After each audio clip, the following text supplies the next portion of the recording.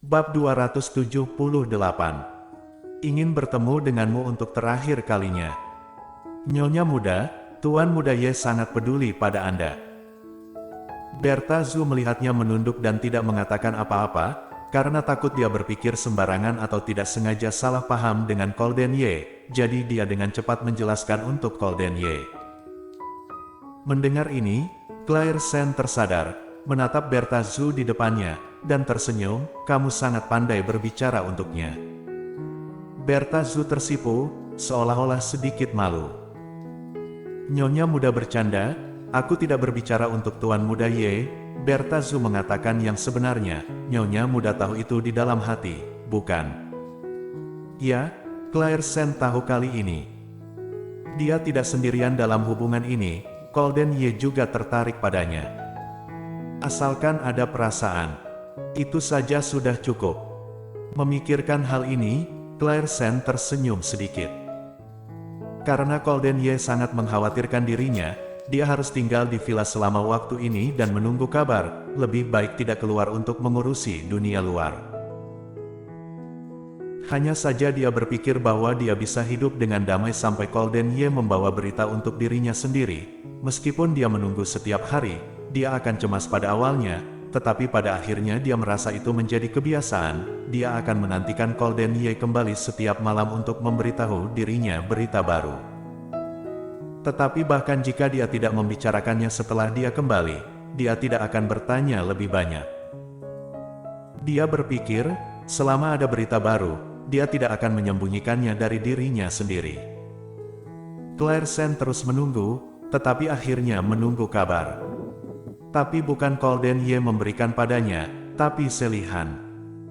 Selihan mengiriminya WeChat dan mengatakan bahwa dia ingin bertemu dengannya. Untuk beberapa alasan, pesan WeChat yang dikirim Selihan padanya membuat Claire Sen merasa berat. Claire Sen memiliki firasat yang sangat buruk, selalu merasa seolah-olah sesuatu akan terjadi. Dia dan Selihan adalah sahabat baik selama bertahun-tahun. Setelah menjelaskan semuanya terakhir kali, dia merasa bahwa dia mungkin tidak akan pernah bertemu dengannya lagi di masa depan. Jadi dia menjawab, aku tidak punya apa-apa untuk dibicarakan denganmu. Claire, meskipun ini terakhir kalinya, kamu juga tidak ingin bertemu denganku. Yang terakhir. Claire Sen merasa sedikit gugup di hatinya ketika melihat kata ini. Apa maksudmu? Katakan saja kamu ingin bertemu denganku atau tidak. Tapi sikap pihak lain sangat keras, harus bertemu dengannya. Claire Sen merasa tidak berdaya, sejujurnya, dia berhati lembut pada Selihan, dia sangat membantu dirinya, dia benar-benar tidak bisa membencinya. Sekarang dia mengatakan hal yang aneh, seperti jenis nada akan menghabisi diri sendiri. Jika tidak apa-apa, tetapi bagaimana jika ya? Jika sesuatu terjadi padanya, Claire Sen akan menyesal selama sisa hidupnya. Katakan padaku waktu dan tempatnya. Pada akhirnya, Claire Sen setuju, butuh waktu lama bagi Selihan untuk mengiriminya alamat. Setelah membaca alamatnya, dia menemukan bahwa itu adalah sebuah hotel. Dia mengerutkan kening, perasaan gelisahnya melebar. Claire Sen meletakkan ponsel, kemudian berkata kepada Berta Zhu, aku akan keluar hari ini, bolehkah? Berta Zhu tercengang, lalu tersenyum dan berkata kepadanya, Nyonya muda dan Tuan muda benar-benar sehati.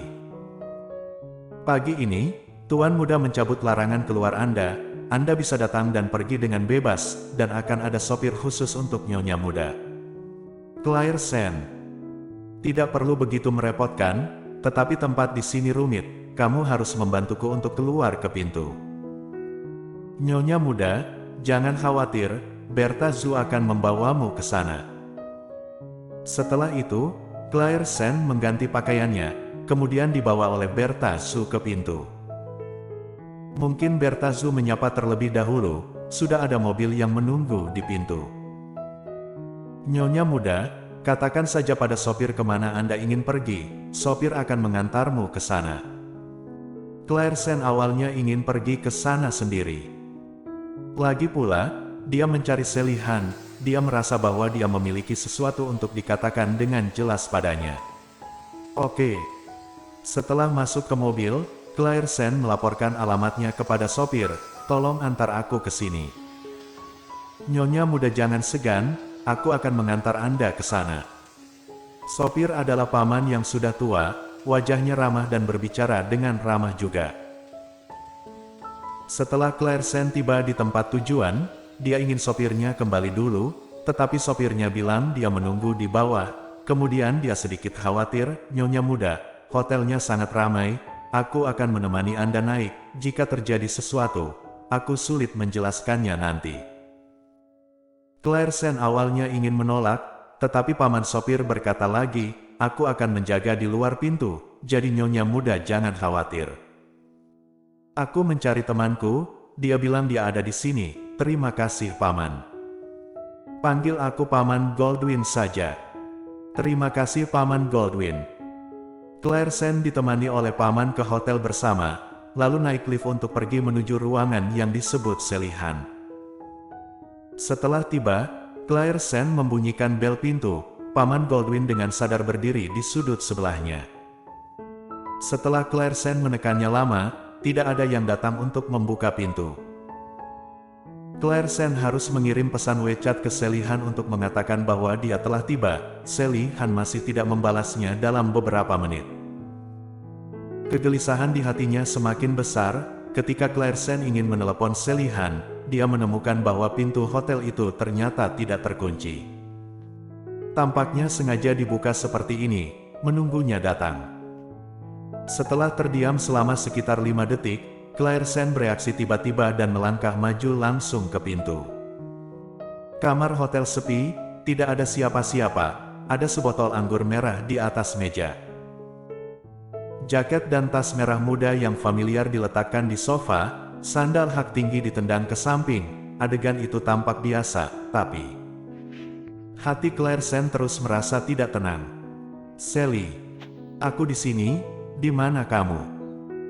Tidak ada yang menjawab pertanyaannya, suasana sekeliling masih sepi, Clairsen bahkan bisa mendengar napasnya. "Sally, Selihan, apa yang kamu lakukan?"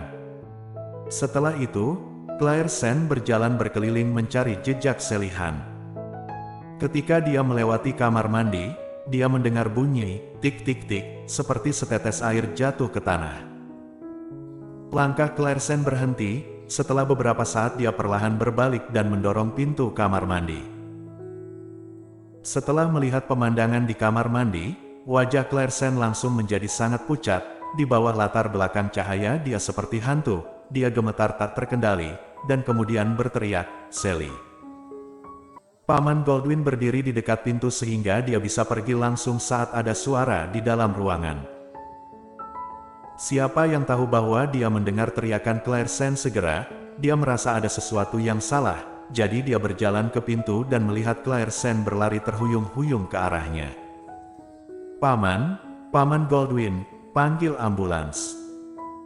Paman Goldwyn tidak mengerti apa yang terjadi di dalam, tetapi wajah Clairsen pucat seperti hantu, dan itu benar-benar membuatnya takut.